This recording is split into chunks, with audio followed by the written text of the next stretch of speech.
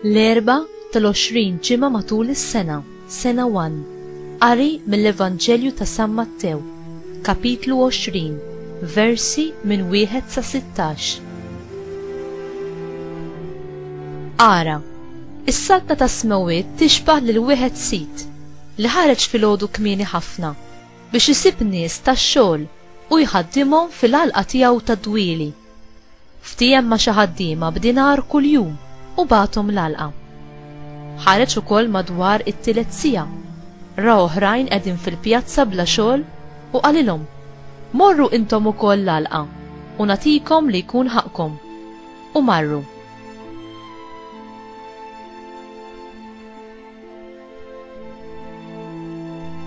Reġa' ħareġ għal xi 6 siegħa u mbagħad għal xi 9 siegħa u għamel l-istess.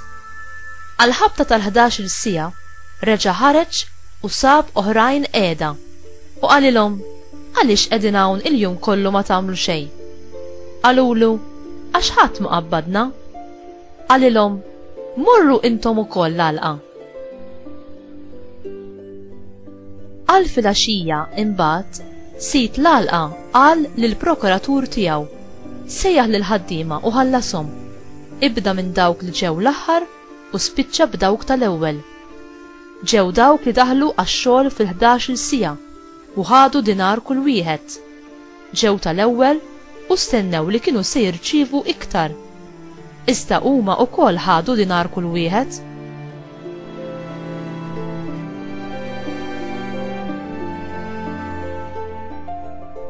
Huma u jitħallsu qabdu jgemgmu kontra s-sit u jgħidu: dawn tal-aħħar siegħa waħda għamlu u int istom bħalna li tabbejna bil-pis tal-jum u sħana.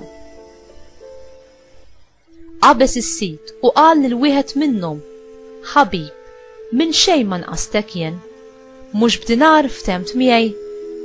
Ħu li jmissek u itlaq. Lil dan tal-aħħar irrid nagħtih daqskemm tajt lilek. Ma nistax nagħmel irrid bih wejġi jien, jew qiegħed tgħid għax jien qalbi tajba.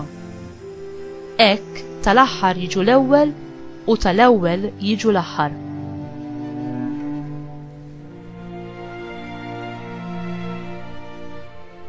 Il-kelma tal-mulej, tifħir lilek Kristu.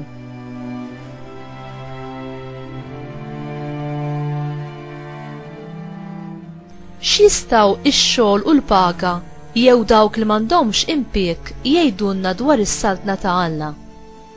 Fil-parabola tal-ħaddiema fl-għalqa ta' dwieli naraw il-ġenerożità u l-ħniena straordinarja ta' Alla. Il-qatt u treġedja. Fi żmien Ġesu, il-ħaddiema li kienu jiġu mikrija kellhom jistennew kuljum fis-suq sakemm xi ħadd jagħtihom xi xogħol għal dak il-jum.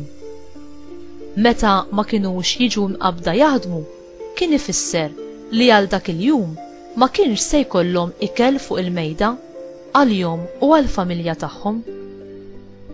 Il-ħaddiema li ħadmu ġurnata sħiħa u tħallsu gergru li s-sit ħallas lil dawk li bdew jaħdmu wara nofsinhar l-istess ammont daqskemm kienu tħallsu huma li ħadmu ġurnata sħiħa.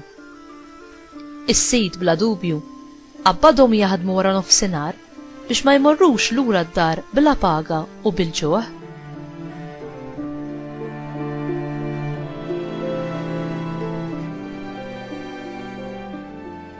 Alla huwa ġeneruż fli jiftaħ il-bibien tas-saltna tiegħu għal kull min irid jidħol, kemm dawk li ilhom għomor jaqduh kif ukoll dawk li jaslu l-aħħar siegħa. Filwaqt li l-ħlas hu l-istess, il-motiv għal ħidma ta' kull wieħed jista' jagħmel id-differenza kollha. Uħud jaħdmu biss għal ħlas, jagħmlu l-għalmu tagħhom daqskemm jaħsbu li ser jirċievu lura minnu. Oħrajn jaħdmu minn qalbhom bil-ferħ u bl-imħabba għall-opportunità tax-xogħol li nataw. Il-mulej issejjaħ lid-dixxipli tiegħu biex iservu lill-Alla u lill-proxmu b'ġenerożità u bil-ferħ. Inti twettaq ix-xogħol u d-doveri tiegħek minn qalbek għall-imħabba ta' Alla u tagħti minnek innifsek b'ġenerożità mod speċjali ma' dawk li jinsabu fil-bżonn.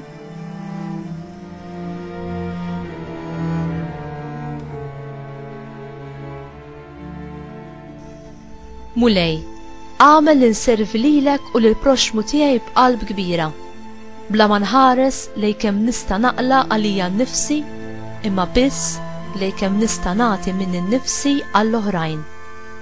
Amen.